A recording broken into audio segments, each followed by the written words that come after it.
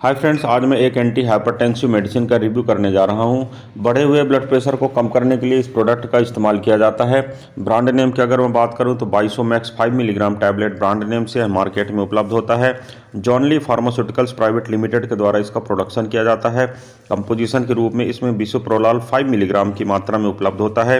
कीमत की अगर बात करें तो 10 टैबलेट का एक स्ट्रिप मार्केट में 35 रुपीज़ का उपलब्ध होता है। फ्रेंड्स, अगर अभी तक आपने मेरे चैनल को सब्सक्राइब नहीं किया है तो प्लीज़ चैनल को सब्सक्राइब कर लें, बेल आइकन को भी प्रेस करें ताकि आने वाले सारे वीडियोस के नोटिफिकेशंस आप तक आ जाएं और आप मेरा कोई भी वीडियो को मिस ना करें। अगर फ्रेंड्स आपने इस प्रोडक्ट को इस्तेमाल किया है तो आपके क्या क्या एक्सपीरियंसेस रहे हैं कमेंट सेक्शन पर लिखकर ज़रूर बताएँ। अगर आपको ये वीडियो पसंद आता है तो प्लीज़ वीडियो को लाइक करें, चैनल को सब्सक्राइब करें, अपने लव वन तक वीडियो को शेयर करना बिल्कुल भी ना भूलें। आइए फ्रेंड्स, वीडियो को शुरू करते हैं। सबसे पहले देखते हैं इस प्रोडक्ट के कुछ वैकल्पिक ब्रांड्स के बारे में। तो फ्रेंड्स, बी सेलेक्ट 5 टैबलेट जिसे इंटास फार्मास्यूटिकल्स लिमिटेड के द्वारा बनाया जाता है। कॉर्बिस 5 टैबलेट जिसे टोरेंट फार्मास्यूटिकल्स लिमिटेड के द्वारा बनाया जाता है। जेबिस्टा टैबलेट जिसे यूएसवी लिमिटेड के द्वारा बनाया जाता है। बिसोहार्ट 5 mg टैबलेट जिसे मैनकाइंड लिमिटेड के द्वारा बनाया जाता है। कॉनकोर 5 टैबलेट जिसे मर्क लिमिटेड के द्वारा बनाया जाता है। तो फ्रेंड्स, मार्केट में मिलने वाले सेम कंपोजिशन के साथ उपलब्ध ये कुछ ऐसे डिफरेंट ब्रांड्स हैं जिनका साल्ट या मॉलिक्यूल सेम होता है और ये इफेक्ट भी सेम प्रोड्यूस करते हैं। इसलिए आप इस प्रोडक्ट के न मिलने की स्थिति पर इन प्रोडक्ट को भी परचेस करके अपना काम चला सकते हैं। अब देखते हैं फ्रेंड्स इस मेडिसिन के कुछ यूजेस के बारे में। तो जैसा मैंने पहले आपको बताया, यह एक एंटी हाइपरटेंसिव मेडिसिन है, यानी बढ़े हुए ब्लड प्रेशर को कम करने का कार्य करती है। एंजाइना पेक्टोरिस के केस में, यानी जो हार्ट रिलेटेड चेस्ट पेन होता है, उसके लिए भी इस प्रोडक्ट या मेडिसिन का इस्तेमाल किया जाता है। एरिदमिया यानी हार्ट की जो गति होती है उसके कम हो जाने या अधिक हो जाने, यानी उसमें जो फ्लक्चुएशन होता है, उस कंडीशन में भी इस मेडिसिन का इस्तेमाल करते हैं। हार्ट अटैक के केस में इस मेडिसिन का इस्तेमाल करते हैं। साथ ही माइग्रेन की स्थिति, यानी एक प्रकार का जो सिर दर्द होता है, उस स्थिति में भी इस प्रोडक्ट या इस मेडिसिन का इस्तेमाल किया जाता है। अब देखते हैं फ्रेंड्स इसके कुछ साइड इफेक्ट के बारे में। तो नियरली ऑल मेडिसिन में जो नाउजिया और वोमिटिंग का जो फीचर होता है वह इसमें भी होता है साइड इफेक्ट के रूप में। इसके साथ में हेडेक हो सकता है, यानी सिर दर्द हो सकता है। आपके जो हृदय की गति होती है वह कम हो सकती है। शरीर में अधिक मात्रा में थकान हो सकती है, कब्ज हो सकती है, डायरिया भी हो सकता है। डलनेस, डिजीनेस और ड्राउजीनेस के सिम्टम्स आपको देखने को मिल सकता है और हाथ पैरों में ठंडापन आपको अधिक फील हो सकता है। फ्रेंड्स, ये इतने सारे इसके कुछ कॉमन साइड इफेक्ट के रूप में देखे गए हैं। अब देखते हैं फ्रेंड्स यह मेडिसिन को कैसे कार्य करना चाहिए या मेडिसिन को आपको कैसे लेना चाहिए। तो फ्रेंड्स, डॉक्टर के डोज और ड्यूरेशन के अकॉर्डिंगली ही आपको मेडिसिन का इस्तेमाल करना चाहिए। सेल्फ मेडिकेशन नहीं करना चाहिए। इसके डोज या इसके शेड्यूल को अल्टर नहीं करना चाहिए। मेडिसिन को साबुत निगलना चाहिए। किसी भी प्रकार से तोड़ना, कुचलना, चबाना या पीसना नहीं चाहिए। इस मेडिसिन को भोजन के साथ भी ले सकते हैं और बिना भोजन के भी ले सकते हैं, परंतु आप एक निश्चित समय पर जब मेडिसिन के लेते हैं तो मेडिसिन की गुणवत्ता बढ़ती है। अब देखते हैं फ्रेंड्स यह मेडिसिन कैसे कार्य करती है। तो फ्रेंड्स, मैं आपको यहाँ पर बता देना चाहता हूँ कि बिसोलॉग जो कंटेंट होता है, यानी ये जो मॉलिक्यूल होता है, यह एक बीटा ब्लॉकर होता है जो स्पेसिफिकली हार्ट पर काम करता है। इसके कारण हार्ट का जो रेट होता है, हृदय गति होती है, उसे यह कम करता है, धीमा करता है, जिसके कारण जो हृदय होता है वह अधिक इफ़िशियंट होता है पंपिंग के लिए और ऑल ओवर बॉडी में प्रॉपरली और शेड्यूल्ड ब्लड को फ्लो करता है, जिसके कारण आपका जो ब्लड प्रेशर होता है वह धीरे धीरे करके नॉर्मल होने लगता है। अब देखते हैं फ्रेंड्स इससे जुड़ी कुछ अन्य बातों के बारे में। तो चूंकि फ्रेंड्स मैंने आपको पहले बताया है कि जब आप इस मेडिसिन को ले रहे होते हैं उस समय आपको ऊनींदापन या डलनेस, डिजीनेस, ड्राउजीनेस की कंडीशंस आ सकती है। इसलिए यह आपको मैं एडवाइस करता हूं कि जब आप लेटे हुए से उठते हैं या उठते हुए से खड़े होते हैं तो उस कंडीशन में आपको इस चीज़ को धीरे से करना है। अचानक से आपका खड़ा होना या अचानक से लेटे से बैठ जाना, अचानक से, इस कंडीशन में आपको ब्रेन में जाने वाले ब्लड की जो सप्लाई होती है वह थोड़ा सा अल्टर होती है और जिसके कारण आपको चक्कर आ सकता है। अब फ्रेंड्स बात करते हैं कि अगर आपको किसी प्रकार के डायबिटीज़ हो रखी है, चाहे वह डायबिटीज़ टाइप 1 हो चाहे डायबिटीज़ टाइप 2 हो, तो आपको जो ब्लड के पैरामीटर्स होते हैं, यानी आपको जो ब्लड शुगर का लेवल जो होता है उसको रेगुलरली चेक करना है और इसके बारे में आपको डॉक्टर से भी इस बारे में परामर्श करना है। इस मेडिसिन को लेने के कुछ समय बाद लगभग बीपी आपका एक नॉर्मल टोन में मेंटेन होने लगता है, परंतु उसका बिल्कुल भी मतलब नहीं होता कि आप मेडिसिन को अचानक से बंद कर दें। अगर आप इस मेडिसिन को सडनली या अचानक से बंद करते हैं तो ब्लड प्रेशर अचानक से बढ़ सकता है, जिसके कारण आपको हार्ट अटैक या ब्रेन स्ट्रोक का खतरा बन सकता है। अब फ्रेंड्स, इससे जुड़े कुछ अन्य बातों को मैं आपके साथ शेयर करता हूं। जब आप इस मेडिसिन को ले रहे हो तो उस समय आपको अल्कोहल का सेवन नहीं करना चाहिए, ना मेडिसिन के आगे, ना पीछे, या ना मेडिसिन के साथ में, क्योंकि फ्रेंड्स यह आपके लिए हानिकारक हो सकता है। अगर आप प्रेगनेंसी में हैं या ब्रेस्ट फीडिंग करा रहे हैं तो आपको इस बारे में डॉक्टर से उचित परामर्श करना चाहिए, इसके बाद ही इस मेडिसिन को कंटिन्यू करना चाहिए। ड्राइविंग मोड के लिए यह मेडिसिन अनसेफ है, क्योंकि मैंने आपको पहले ही बताया है कि डलनेस, डिजीनेस और ड्राउजीनेस के सिम्टम आते हैं, और ड्राइविंग के साथ साथ ऐसा कोई अन्य कार्य भी आपको नहीं करना चाहिए जिसमें मेंटल कंसंट्रेशन की ज़रूरत पड़ती है।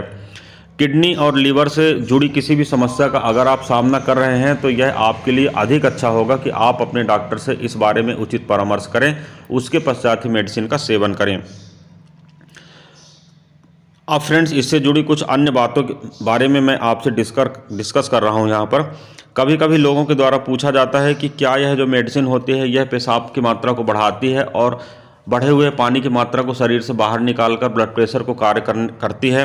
तो फ्रेंड्स, मैं आपको बता देना चाहता हूं कि यह कोई डायूरेटिक या मूत्रवर्धक मेडिसिन नहीं है, और इसका कुछ ऐसा वर्क नहीं होता है कि यह शरीर से अतिरिक्त पानी की मात्रा को बाहर निकालकर ब्लड प्रेशर को नियंत्रित करती है, बल्कि यह एक बीटा ब्लॉकर है जो हृदय की जो कहना चाहिए नर्वस सिस्टम होता है हार्ट का, जो उसको रेगुलेट करता है, जो साइनस आरिकुलम जो नोड्स वगैरह होते हैं जिसके कारण ये हार्ट सक्रिय होता है, उसकी जो सक्रियता होती है उसको थोड़ा सा कम करती है, जिसके कारण हार्ट की जो मांसपेशियां होती हैं, हार्ट की जो मसल्स होती हैं, उन्हें रिलैक्सेशन मिलता है, उन्हें आराम मिलता है, और प्रॉपरली हार्ट जो होता है, आपका हृदय जो होता है, वह शांत रूप से कार्य कर पाता है, और जिसके कारण ब्लड प्रेशर कम होता है।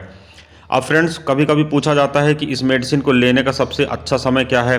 तो फ्रेंड्स, इस चीज़ को तो डॉक्टर आपका सेट करेगा कि मेडिसिन आपको सुबह लेनी है या शाम को लेनी है, या फिर मेडिसिन को दिन में 2 बार लेना है या 1 बार लेना है। तो आप अपने चिकित्सक की सलाह का आपको पालन करना चाहिए। इस मेडिसिन को सुबह या शाम कभी भी लिया जा सकता है।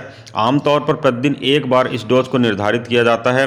पहली अगर टेबलेट आप लेते हैं तो हो सकता है आपको चक्कर आ जाए, इसलिए बेहतर होगा कि आप अपनी पहली खुराक जो मेडिसिन 20 इस टेबलेट की होती है तो उसको रात के समय आप लें। उसके बाद यदि आपको चक्कर वगैरह नहीं आता या कोई कॉम्प्लिकेशंस नहीं होते हैं तो फिर आप इस मेडिसिन को डे टाइम पर भी इस्तेमाल कर सकते हैं।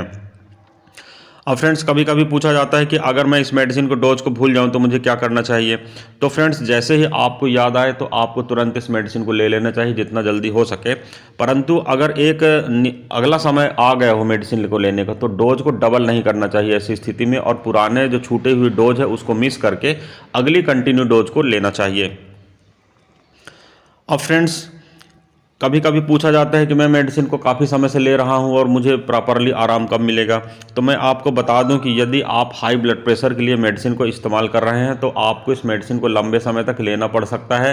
हो सकता है इस मेडिसिन को लाइफ टाइम लेना पड़ जाए, इसलिए आप इस बारे में डॉक्टर से परामर्श अवश्य करें।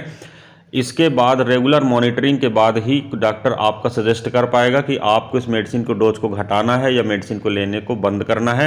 ये सारी चीज़ें डिपेंड करती हैं आपकी बॉडी कंडीशन पर, पर्सन टू पर्सन ये वेरी करता है। और अगर आपका ब्लड प्रेशर नॉर्मल मेंटेन हो रहा है या हो गया है या डॉक्टर ने मेडिसिन को बंद करने की एडवाइस भी कर दी है, उसके बाद भी कम से कम 6 महीने तक आपको ब्लड प्रेशर को रेगुलरली वॉच करना है हर सप्ताह। और किसी भी प्रकार का अगर फ्लक्चुएशन होता है तो फिर से मेडिसिन को स्टार्ट करना पड़ सकता है। अब फ्रेंड्स, कभी कभी लोग पूछते हैं कि ब्लड प्रेशर अगर बढ़ा हुआ है उस कंडीशन पर अगर हम मेडिसिन को ले रहे हैं तो कितने समय के अंदर ब्लड प्रेशर को कंट्रोल कर सकता है। तो फ्रेंड्स, मैं आपको बता देना चाहता हूं कि इस मेडिसिन का जो 5 mg का टैबलेट होता है वह 2 घंटे के अंदर अपना प्रभाव दिखाना शुरू कर देता है, परंतु इसका जो पूरा प्रभाव होता है वह शुरू होने में आपको 2 से 6 सप्ताह तक का समय लग सकता है। अगर आपको ब्लड प्रेशर में कोई परिवर्तन समझ में नहीं आता है या मेडिसिन के रेगुलर 2 से 6 सप्ताह या 8 सप्ताह तक लेने के बाद भी ब्लड प्रेशर कम नहीं होता है तो यह आपको एडवाइस किया जाता है कि आप अपने डॉक्टर से इस बारे में परामर्श करें, दवा बदलने की आवश्यकता भी पड़ सकती है। अब फ्रेंड्स, बात करते हैं कि कोई पूछता है कि अगर मैं प्रेगनेंसी पे हूँ या ब्रेस्ट फीडिंग करा रही हूँ तो उस कंडीशन पर मेडिसिन का सेवन करना चाहिए या नहीं करना चाहिए। तो फ्रेंड्स यह जो प्रोडक्ट होता है या यह जो मॉलिक्यूल होता है, यह जो भ्रूण होता है यानी जो नवजात शिशु होता है,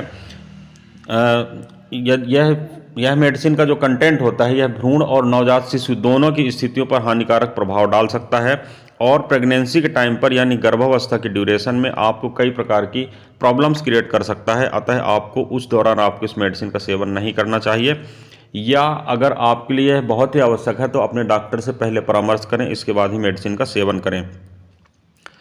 अब फ्रेंड्स, अगर आवश्यकता से अधिक खुराक आप इस मेडिसिन के ले लेते हैं तो क्या होगा? तो फ्रेंड्स, मैं आपको बता देना चाहता हूं, चूंकि यह हृदय की गति को कम करता है, धीमा करता है, उसे रीसेट करता है, शांत करता है हृदय को, और इस कारण से मेडिसिन की अधिक जो खुराक होती है वह आपके हृदय की गति को धीमा कर सकता है, आपको सांस लेने में मुश्किल हो सकती है, चक्कर आने की कंडीशन पैदा कर सकता है, शरीर में कपकपी पैदा कर सकता है।